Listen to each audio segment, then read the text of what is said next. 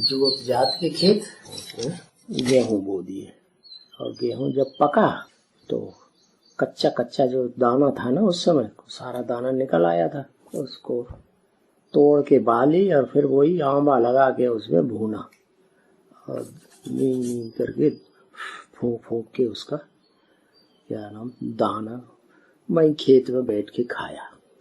स्वादिष्ट एकदम, रोटी खाने की दिल ही नहीं। एक साल कोई खास पैदाइश नहीं कर पाई क्योंकि पहली बार खेती की, उतने होशियार नहीं थे। फिर भी घर में कुछ न कुछ खाने के लिए इंतजाम तो हो ही गया। और उस खेत के बीच में ही एक बगीचा था, 10-15 आम के पेड़ थे। आम के दिनों में खूब आम खाया। फिर वो आस पड़ोस के खेतों में ज्यादा अनाज पैदा हुआ, 1.5 गुना। हमारा 2/3 पैदा हुआ। पिताजी ने कहा हमको तो करना आता ही नहीं है, छोड़। पिताजी का तो अकेले लड़के थे, तालमेल क्या रहता था बेचारा। पिताजी गरीब आदमी, क्या तालमेल का। मैं जैसे जैसे खिलाते थे पिलाते थे, ज्यादा परेशानी तो माँ को होती थी। ऊंचे घर से आई थी, बड़े वैद्य की लड़की थी।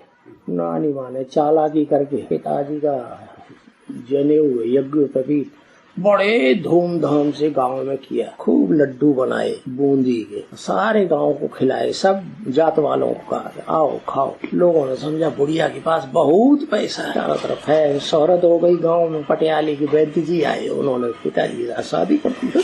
पिताजी का काम बन गया।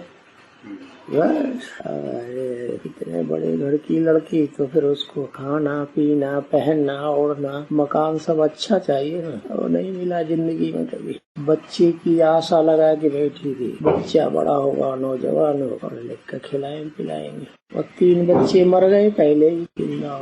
चौथे हम पैदा हुए तो अब टैली किया अलौकिक में, दिल्ली में 4 पैदा हुए 3 मर गए, 1 रह गया। एक बार चाय की दुकान रखी मेले में, रात दिन खूब चाय बिकी। एक चौबे जी थे, उन्होंने बताया कि ये चीजें डालेंगे, ये मसाले 24-25 मसाले बता दिए, इसमें डालेंगे तो चाय बहुत बढ़िया बनेगी। सारी दुकान वाले तुम्हारे चाय की दुकान पे आके भीड़ लगा के पिए। हमने सारा मसाला खरीदा। 2-3 दिन दुकान चली, रात दिन सोने का भी मौका नहीं। पिताजी ने थोड़ा सहयोग दिया। शुगर ने इतना खर्चा किया, बढ़िया चाय बनी तो सारे लफड़ पी जाते थे। 15 पैसे की चाय, बाद में 2.5 रुपए बचे। 2.5 रुपए में से 1 रुपया माता जी को दिया, वो भी खोटा निकला। और माता जी चारों तरफ मोहल्ले में कहना है एक कमाई करके लाया, मेरे को खोटा पैसा दे दिया। बोलिए क्या मानो, किसी शैतान आदमी ने ढेर सारी चाय पी ली, 6-7 कप चाय पी होगी और खोटा रुपया दे दिया।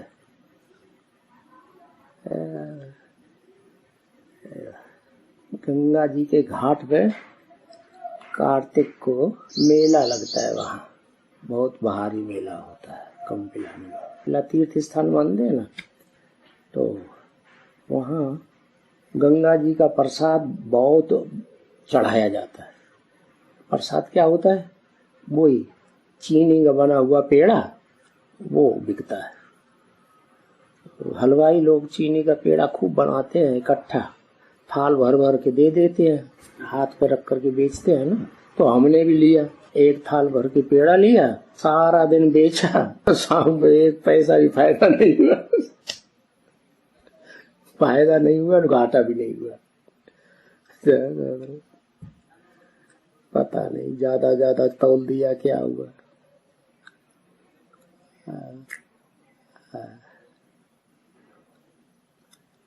ऐसे ही गुरु नानक की जिंदगी में हुआ, वो भी ऐसे ही दुकान चलाते थे, उसमें घाटा ही मार देते थे। पिताजी ने शरीर छोड़ा जब दिल्ली में प्रेमकांता भाइयों के चक्कर में फंस गई, तो हम ऑल इंडिया टूर में निकल गए 78 के अंत में। 78, 79, 80, 81, 82 तक 5 साल टूर में ही रहे। जितना पैसा था अपने पास वो सब खलास हो गया। टूर में भी लोग कोई जिनकी समझ में आता था देते रहते थे कुछ न कुछ, लेकिन फिर अचानक पिताजी ने शरीर छोड़ दिया 82 में। हम फर्रुखाबाद में थे उस समय, गंगा जी की सेवा कर रहे थे। गंगा जी के घर में कभी कभी खाना मिल जाता था, बाकी उन्होंने रहने के लिए ठिकाना कभी नहीं दिया। घर में 4-5 लड़कियां थी, हम नौजवान थे, इसलिए सोचा होगा हम उस टंडे को कहाँ दूं जगह। तो धर्मशाला में टिके रहते थे। 1-2 बार ऐसा हुआ, धर्मशाला में बहुत भीड़ हो गई और थैला रखने के लिए अलमारी भी छोटी सी नहीं मिली। बरसात के दिन थे तो फिर पार्क में ही सोना पड़ा, पटिया के ऊपर। पटिया पड़ी रहती है चिल्ली। रात में बरसात हुई, प्लास्टिक ओढ़ के छो गए। 1 दिन सोए, 2 दिन सोए और बरसात रोज हो रही।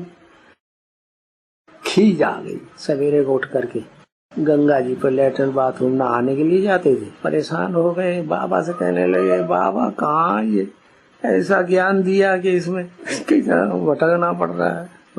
उसी दिन एक लड़का जिसको प्राइमरी स्कूल में 3 साल पढ़ाया था, कक्षा 1 से 3 तक, वो आया गंगा जी में मिला और उसने बताया, बाई चांस मिल गया कि आपके पिताजी तो बहुत बीमार, हो सकता है शरीर छूट गए, उनको कैंसर हुआ है। नहीं, हाँ कैंसर नहीं, क्या कहते हैं, नहीं कैंसर नहीं, वो शुगर। तो हमने कहा कि अब 1-2 दिन की और सेवा रह गई है, वो करके हम 2 दिन के बाद आएंगे। 2 दिन बाद पहुंचे तो शरीर छोड़ दिया। फिर हमको ठिकाना ही नहीं था, कहीं लोग हो गया। वो बहन पहुंच गई थी, उसने जला अला के सब क्रियाक्रम कर लिया, शाम हो गया। हम पहुंचे तो घर तो खाली था। बहन आई हुई थी बहुत दिनों से, वही परवरिश कर रही थी पिताजी की। घर से बुलावा आता था कि अब जल्दी आ जाओ, यहाँ कोई खाना बनाने वाला नहीं है। बच्चे छोटे छोटे विश्वनाथ परेशान हो रहे। उन्होंने अपनी बहन को बुलाया, वो भी चली गई। तो माता जी को जल्दी थी जाने की। जैसे ही हम गए, वो दूसरे दिन वहां से विश्वनाथ को बुलाया, वो आ गए, लेके चले गए। हमें घर खाली मिल गया, हमें जो चाहिए था तो मिल गया। बीके में चल रहे थे, शुरुआत चलना शुरू किया, जोश में आकर रजिस्टर्ड पोस्ट से क्या नाम, इंग्लैंड लेटर में रजिस्टर्ड पोस्ट से 2-3 पत्र भेज दिए कॉपी करके।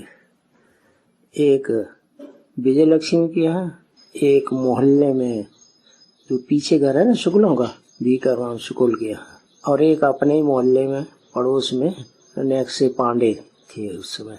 तो पड़ोस में मनोज भाई रहता ना, उसके चाचा, उनको 3 पत्र भेजे। उसमें लिख दिया कि अब हमें लौकिक बाप की कोई प्रॉपर्टी नहीं चाहिए, हमने अलौकिक बाप की गोद ले ली। आप बहन को बताया, आप संभालिए मकान को या जो कुछ भी बाबा के पास बैंक बैलेंस हो, हमें कुछ नहीं चाहिए। अब पहुंचे तो फिर इन लोगों ने अपनी मीटिंग की, विश्वनाथ वगैरह ने, भाइयों ने। उन्होंने कहा कि हम अपनी बहन का कोई हिस्सा नहीं ले रहे हैं शादी करने के बाद, तो हम दूसरे की बहन का हिस्सा क्यों लेंगे। तो उन्होंने मना कर दिया, हम कुछ नहीं लेंगे, आपको संभालना पड़ेगा, बैंक भी संभालो, घर भी संभालो। तो उन्होंने सोचा कि चलो, बाबा ने तो कहा 3 पैर पृथ्वी तुम्हें चाहिए, कोई देता है तो ले लो। तो उनका भाग्य बन गया। क्या हम तो दे चुके थे पहले ही, भाग्य बन गया भाई उन लोगों का। पिताजी गुस्से में आ गए, लोगों ने, गांव वालों ने बता दिया, ब्रह्मा कुमारियों के चक्कर में फंस गया।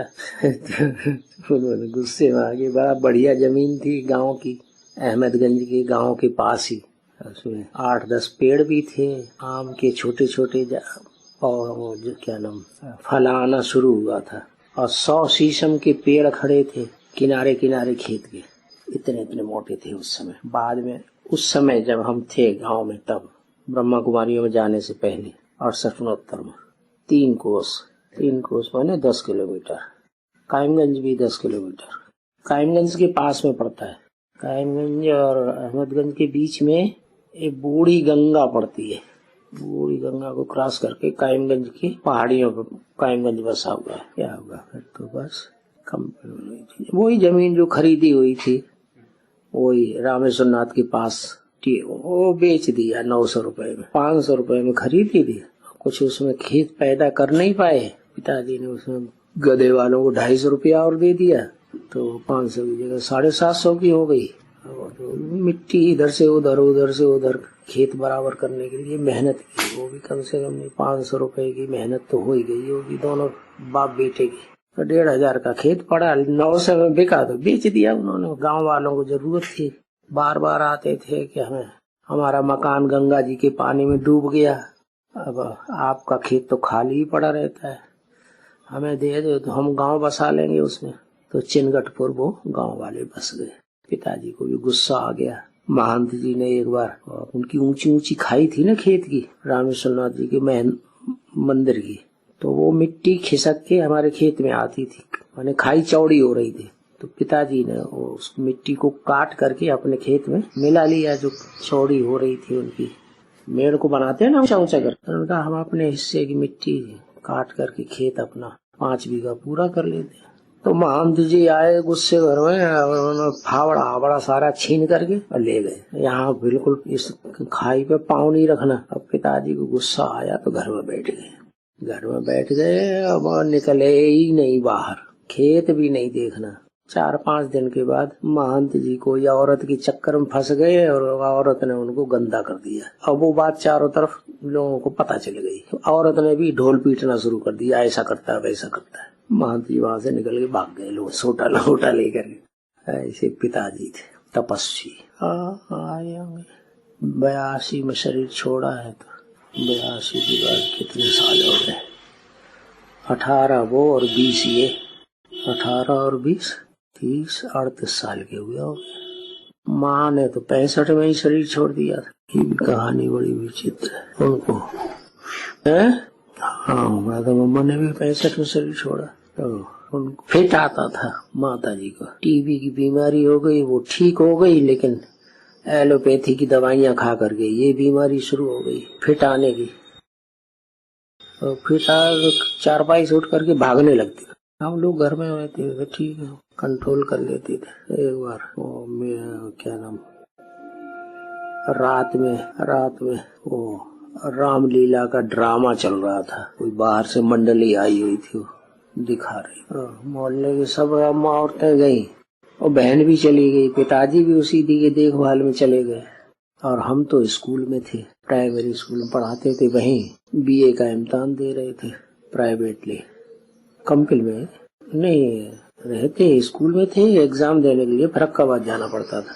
तो वो रामलीला के दिन, अक्टूबर के दिन चल रहे थे, हम स्कूल में थे, माता जी अकेली रह गई।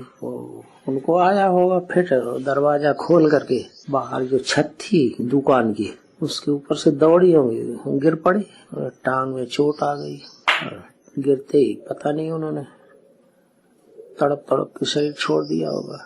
सामने वाले गजेंद्र चौबे हैं, वो ड्रामा देख करके सवेरे ही, ड्रामा देख के नहीं, अधूरा ही छोड़ करके अपने खेत की रखवाली करने के लिए, देखने के लिए आए होंगे। और रास्ते में आए थे, देखा माता जी नीचे पड़ी गई जमीन में, वो गली में। तो उन्होंने उनको उठा के दरवाजे पे चबूतरे पर रख दिया और दौड़ के गए, पिताजी को बताया। पिताजी हमको बुलाया खेत से, दोनों लोग आए तो एकदम शरीर छोड़ चुके ऐसे। माता जी पिताजी की दोनों की कोई सेवा नहीं हो सकी। फिर क्या, 82 से लेकर के डॉक्टर ओम प्रकाश का साथ मिल गया, उनको ज्ञान सुनाया तो उनकी समझ में पूरा बैठ गया। वो सुबह शाम आकर के मुरली सुनने लगे। जैसे जैसे क्लैरिफिकेशन सुनते जाते थे, उनका नशा चढ़ गया। साल भर तक वो अकेले ही चलते रहे और उनके अकेले चलने से हमको फोर्स मिल गया। साल भर के बाद गांव के दूसरे लोग आने लगे, वो भी जुड़ गए। और जो कमरा था ना पुराना, इससे कम चौड़ा था लेकिन लंबा था ज्यादा, वो भरने लगा जिज्ञासुओं से। फिर हमारा फोर्स बढ़ गया। तब तक ये पुष्पा माता और कानपुर की गंगा की अम्मा, जनक माता, और वो कानपुर की वो क्या नाम, पद्मा माता, और बनारस की एक प्रिंसिपल माता थी इंटर कॉलेज की। उनको पता पड़ा कि वो वहाँ कंपिल में बैठ गए, तो वो भी पार्टी बना के आ गई और पुष्पा माता इसको भी ले आई। कमला बढ़िया संगठन बन गया। 2-3 दिन क्लास हुआ उनका, गांव वाले भी बड़े रिफ्रेश हुए, खुश हुए। वो लोग वापस जाने के बाद रवीश को पता चला, तो वो भी आया भट्टी करने के लिए। भट्टी करके गया और सीधा शांता के घर में पहुंचा।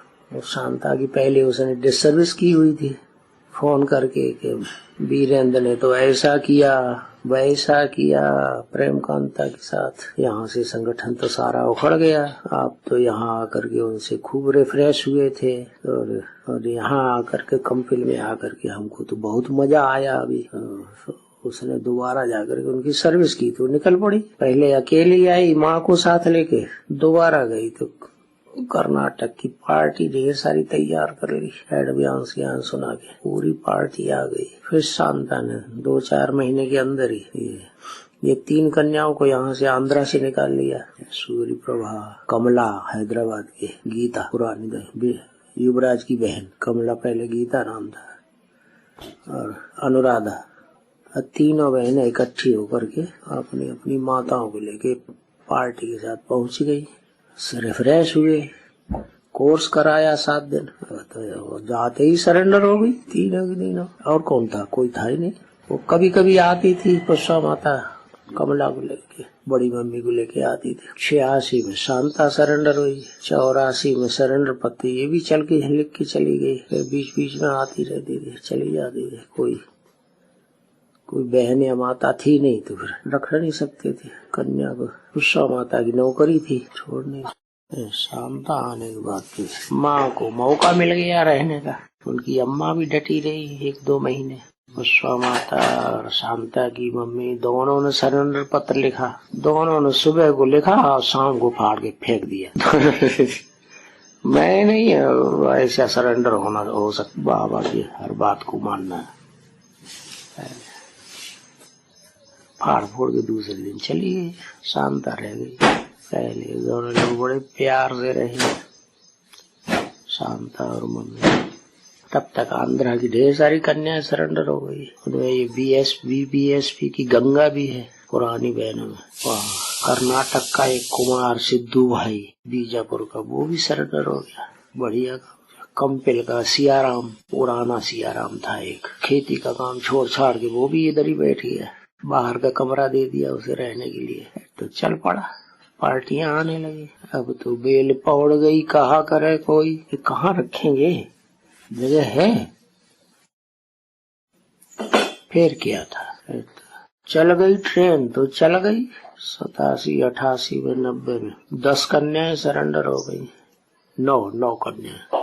माउंट आबू में आवाज पहुंच गई और वीरेंद्र ने तो यहाँ से निकाल दिया, तो 9 कन्याएं सरेंडर कर ली। तो ब्रह्मा कुमारी में हड़ बम फैल गई, हड़कंप फैल गया। ये कैसा आदमी निकला, कैसा लड़का निकला, बिन फेरे हम तेरे बना ली 9 कन्याएं। कान खड़े होने लगे। मेहनत करके वहाँ विजय बिहार की जमीन खरीदवा ली। फिर बड़ी मम्मी की बुद्धि, दिल्ली में भागने लगी। इतनी बड़ी जमीन मिली, उसमें बिल्डिंग खड़ी करने के लिए, और ज्यादातर दिल्ली में ही रहने लगी।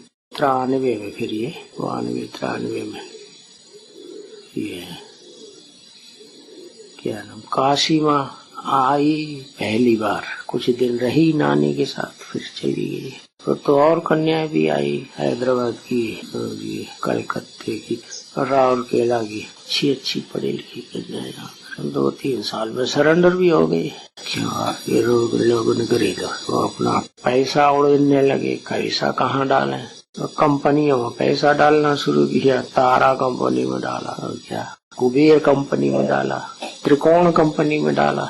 उसकी एक शाखा कंपनी में भी खुल गई, उसके मैनेजर यही बन गए, श्यामू के बड़े भाई। तो त्रिकोण में भी ढेर सारा पैसा जमा कर। फिर तो ज्यादा पैसा आने लगा, तो फिर गोल्डन फॉरेस्ट कंपनी का पता चला। एक भाई थे अहमदाबाद के, दिलसुख भाई, वो पुराने एजेंट थे गोल्डन फॉरेस्ट।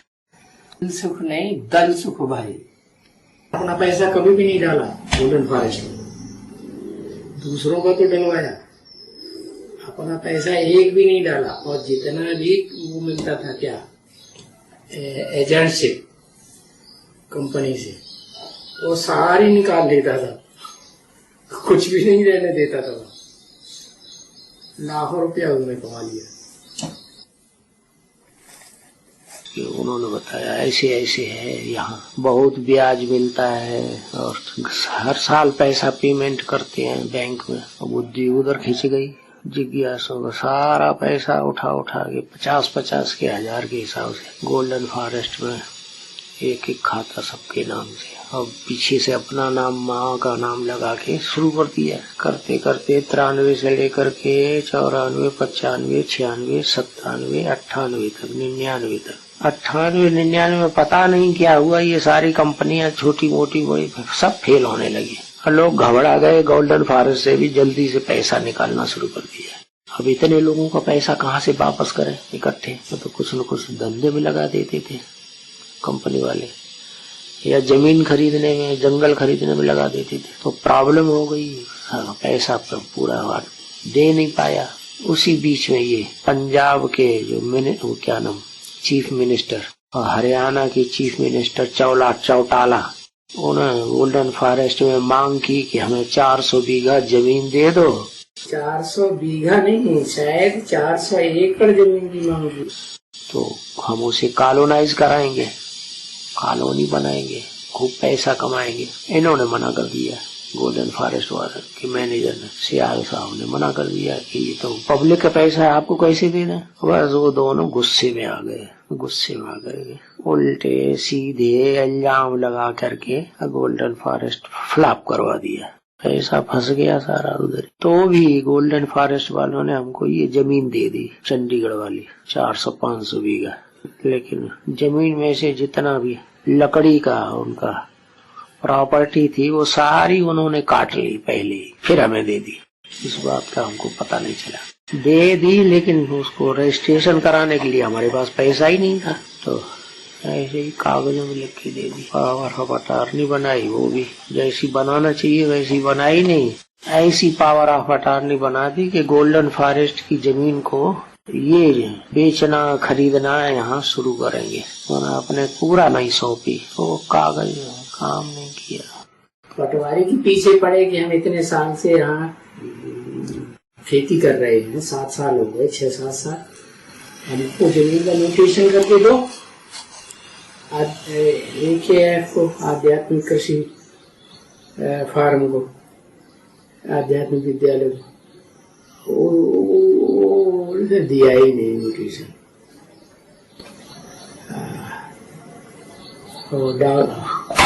पटवारी का नोटिफिकेशन हो जाता है तो पक्का हो जाता है कि हाँ भाई इनका कब्जा भी है। गड़बड़ हो गई।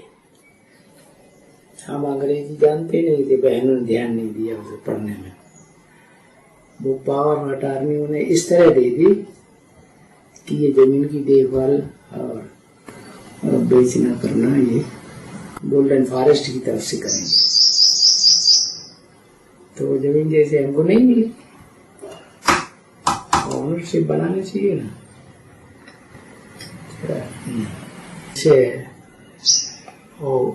कोई कंपनी मैनेजर रखती है ना अपने, ऐसे उन्होंने मैनेजरशिप की तरीके से हमको पावर ऑफ अटॉर्नी दे दी कि हमारी कंपनी के मैनेजर है, जमीन को बेचना करना जो कुछ भी करना हो वो इनको अथॉरिटी है।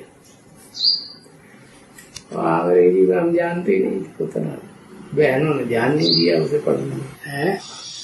इधर ब्रह्मा कुमारियों ने जब कंपनी के ऊपर फेल हो गई और ब्रह्मा कुमारी ने हमारी शिकायत की। वहाँ बैठाया गया था जज, कहाँ, चंडीगढ़ में, गोल्डन फॉरेस्ट की प्रॉपर्टी को पता लगाने के लिए कहाँ फैली हुई है। ब्रह्मा कुमारी ने शिकायत की कि इनको भी जमीन दे दी है गोल्डन फॉरेस्ट वालों ने, वो कब्जा किए बैठे हैं। तो वो जमीन भी उसने ऑक्युपाई कर ली। अभी कह रहे हैं और सारी जमीन उन्होंने बेच दी, करोड़ों रुपए में बेच गवर्नमेंट। कोई किसान कह रहे हैं कि हमें बहुत कॉस्टली दी है, लेकिन डीएलसी का पता लगाया तो बहुत कम है। डीएलसी जानते हैं, गवर्नमेंट के ऑफिसरों ने खाया होगा आधा पैसा, सारा खा गए मिल बैठ। कितने बाग लगाए थे, शरीफे का बाग लगाया, सीताफल का। रामलू है, पानी बाल्टी में ले जा करके भर के पौधों में लगाता था। ट्यूबवेल से पानी भर के ले जाता था, बाल्टी में पौधों में लगाता। 1 एकड़ में बढ़िया वाले आम लगाए, 1.5 साल में फल देने वाले। 2 एकड़ में चीकू लगाया, अंजीर का बाग बनाया, और तालाब था उसमें हर साल इतना ढेर सारा सिकाड़ा पैदा होता था, जिज्ञासु को खूब बांटते थे। जिज्ञासु लेने के लिए मना करते थे, हमने इतना खा पाएंगे, बेचते थे नहीं, सूखने के लिए सुखाने के लिए जगह नहीं थी, ढेर सारा सिकाड़ा खराब होने लगा। अमरूद का बाग सब बेकार हो गया, उनके लगाए हुए किन्नू के बाग थे, उसमें परवरिश करना नहीं जानते थे, कटाई छटाई नहीं हुई तो वो सब ठंडे हो गए। अब सुप्रीम कोर्ट ने ले लिया। चंडीगढ़ के लोग कहते थे आप तो चंडीगढ़ में बड़े महाराजा बन गए, बहुत पैसे वाले, इतनी प्रॉपर्टी तो किसी के पास नहीं होगी। 500 बीघा जमीन चंडीगढ़ में, जहाँ खाली जमीन है ही नहीं बिल्कुल। जब वो खेत चला गया तो खूब पहाड़ के ऊपर चढ़ा दिया, जैसे ऊपर से गिरा दिया, तो संस्था चलती रही। जितनी खेती उधर चली गई उतनी खेती यहाँ आबू में फिर तैयार हो गई। अब देखो क्या होता है, कौन सी पहाड़ की चोटी से गिराए जाते हैं, क्या किया जाता है। गिराए तो गए ही, कम से कम नॉन अवेलेबल वारंट निकल गया, तो ये भी तो गिराना ही हुआ। शास्त्रों में लिखा है प्रहलाद को, जो राक्षसों का बच्चा था, राक्षसों में पैदा हुआ था ना, तो उसके बाप ने पहाड़ पे चढ़ाया उसे और फिर नीचे गिराई दिया, फेंक दिया पहाड़ से नीचे। और विष्णु भगवान ने उसे हाथों में उठाई है, ऐसी कथा वाला क्या महाराजा जैसा, और फिर नीचे गिरा दिया। लोगों की बुद्धि में तो आ गया कि बहुत ऊंचा आदमी बन गया ये, फिर नीचे गिरा दिया। नीचे गिरा दिया माने सारा गोल्डन फॉरेस्ट की संपत्ति सुप्रीम कोर्ट ने छीन ली ना, तो नीचे गिर गया ना। अब देखो क्या होता है आगे चल के ड्रामा में। घर गोल्डन फॉरेस्ट का चक्कर चल गया इधर, ये दुनिया भर के केस लग गए फर्रुखाबाद में, कंपिल में, और उनमें लगातार पेशी होना शुरू हो गई। ऐसे होता है, up and down, down and up. आपका क्या होता है आगे चल के तो देखें। एक दिन में सैकड़ों लोगों की सर्विस होती थी। लोग 1 घंटे के अंदर, 2 घंटे के अंदर अनाउंसमेंट होता था एक शहर में, ढेर लोग इकट्ठे हो जाते थे। अब देखो सारी सर्विस बंद, अब क्या करें, चल